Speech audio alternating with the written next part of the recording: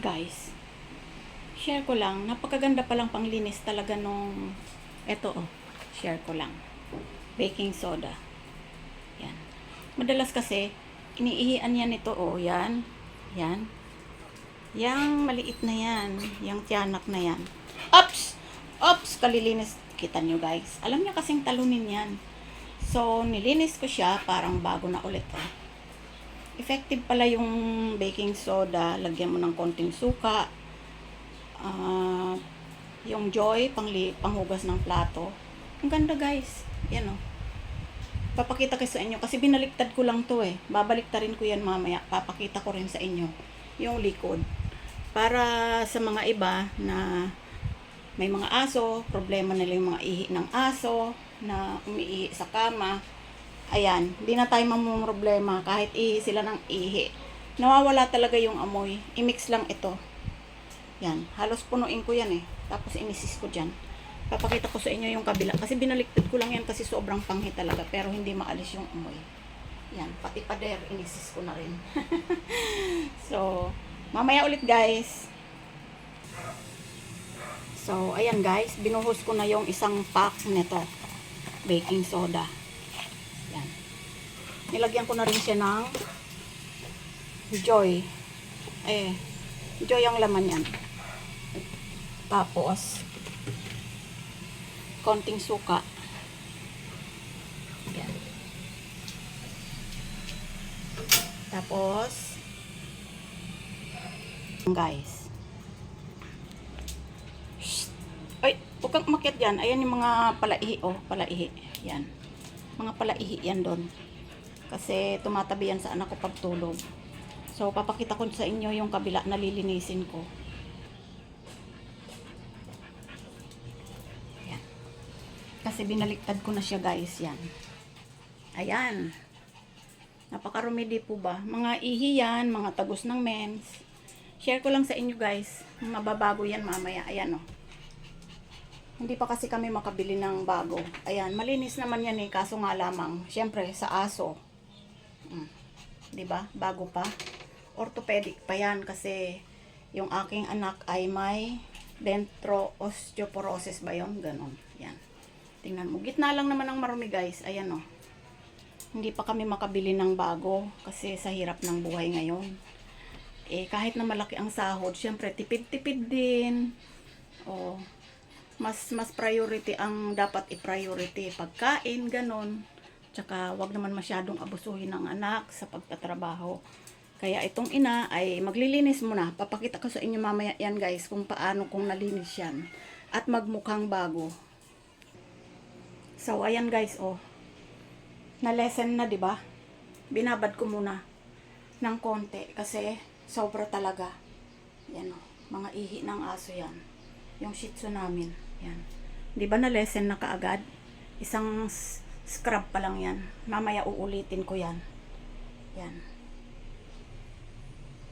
Yan oh.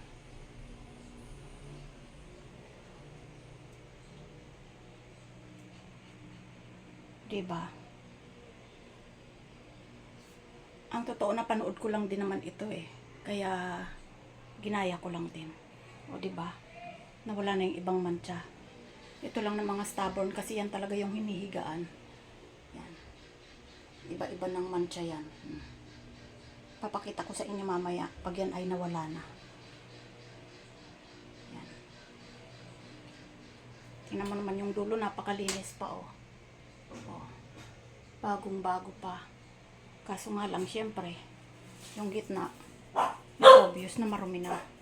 So, mamaya, papakita ko ulit sa inyo kung paano natanggal yan. So, ayan na guys yung outcome. Yan.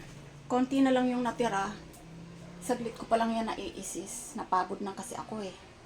Kaya, babalik-balikan ko yan.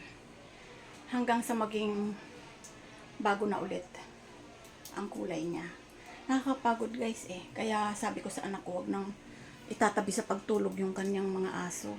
Kaso lang pagtulog na siya, umaakyat naman, lalo na yung Shih Tzu namin. May isa pa kaming pusa na talaga naman hindi makatulog pag hindi kami katabi. So, ayan. Ang gamit ko lang dyan guys ay baking soda, suka, at konting Joy na panghugas ng plato, yung panghugas ng plato. Ayan guys, ang ganda, di ba? Babalikan ko pa yan mamaya, hindi ko yan tatantanan hanggang sa hindi talaga mawala at maging mukhang bago.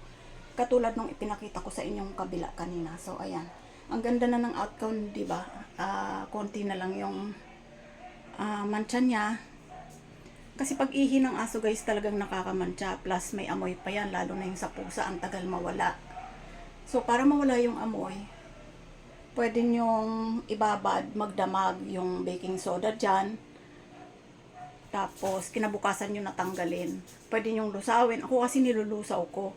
Pero kung gusto nyo lang mawala yung amoy, pwede nyong ilagay dyan yung powder at pamagdamag nyo. Yun. Nasa bakasyon kasi yung anak ko, kaya nagagawa ko to. Pero pag andito siya, hindi ko pwedeng gawin yan kasi wala siyang tutulugan. So ayan, hiningal na ako guys. Yan na lang ipapakita ko sa inyo.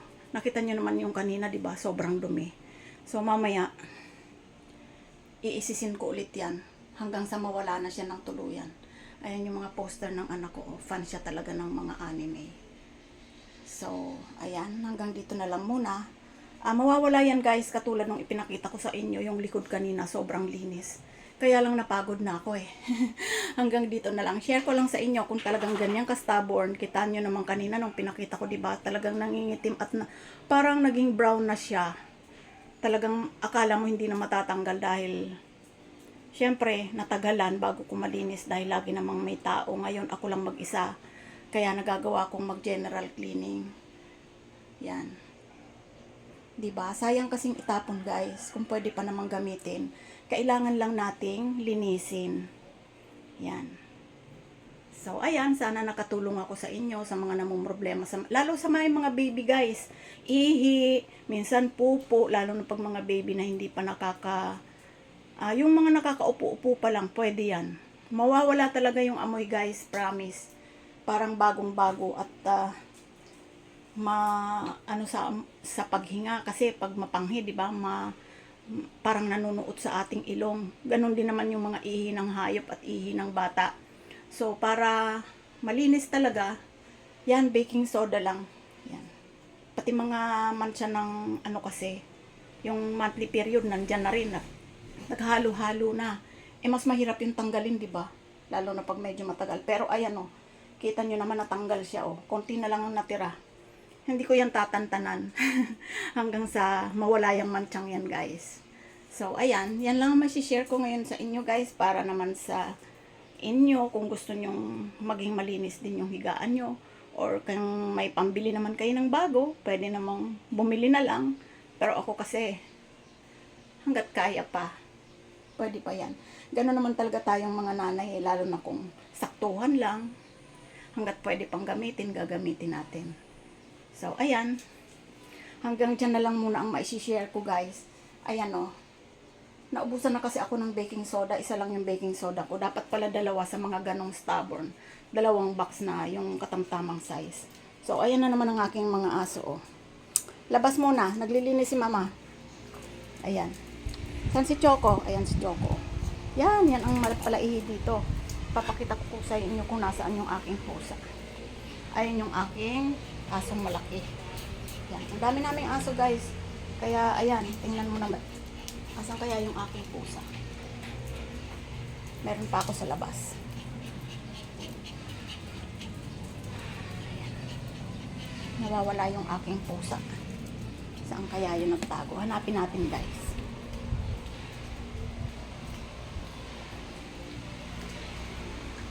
Ayun. Ayan ang aking pusa. Nasa scratch post niya pala. Yan. Yan, pag umihi sa kama, talagang napaka-panghe. O, diba? Isyang. Nag-iisa kong pusa yan. Galing sa kisame, nalaglag. Ayan yan, 2 yan. Yan ang dahilan ng pagdumi ng aming kama. Ayan. Diba? Yan. Lalo na yan. Yung sutil na yan. Chokeng. Sutil ka, Chokeng. Pagod si mama. Napagod si mama. Choco, anong gagawin mo? Pagod si mama. Labas dila lang. Ha, labas dila lang. Ha, labas dila. Ano na naman nangyari sa'yo? Kinagat ka na naman ng ano. Ayan guys, oh. Pusa namin. Minsan doon siya sa ilalim natutulog. Ayan yung scratch post niya, oh, sira-sira na. So, ayan. Pinakita ko sa inyo ang aking mga alaga. So, ayan guys, habang nabababad siya, nalulusaw rin kapag ka merong ano, baking soda. O, ayan, di ba? Wala na yung mga mantsa-mantsa, konti na lang. Mamaya, babalikan ko yan. So, yan lang muna guys. Thank you for watching. So, ayan na yung outcome guys. Hindi ako nakatiis. Binalik-balikan ko talaga. So, ayan na. Wala na yung mga mantsa niya. Yan. Wala na. O, diba? Kung may makikita ka man dyan, eh talagang stubborn na yan na stain. Ang mahalaga, wala na siyang amoy. Yan. Yan. Diba? Yun lang naman ang mahalaga eh, yung walang amoy, ang kwarto, mabango. Medyo nanilaw yung mga ibang nasobrahan ko ng isis. Kaya, ayan. O, diba? Diba guys? Ganda. Ang sarap ng simoy ng hangin na ngayon. Yan. Naisis ko na rin yung mga pader. Yan. Yan. Nawala na. Yan. So, ngayon, maglilinis naman tayo, maglalaban naman ako ng mga sapinang upuan. Ayan, uumpisahan ko namang tanggalin ang sapinang upuan namin. Kasi nga, ako lang mag-isa dito ngayon. Ayan, mga laruan ng anak ko, mga stuffed toys niya. Lalabahan ko naman ngayon yan. Kasi, mga 1 week na yan eh. Eh, umiihi din dyan ng mga yan. Yan o. Yan.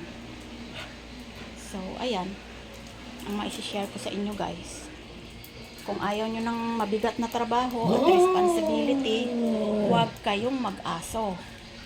Kasi, matinding linisan. Ayan, sumasagot ka na naman kay mama.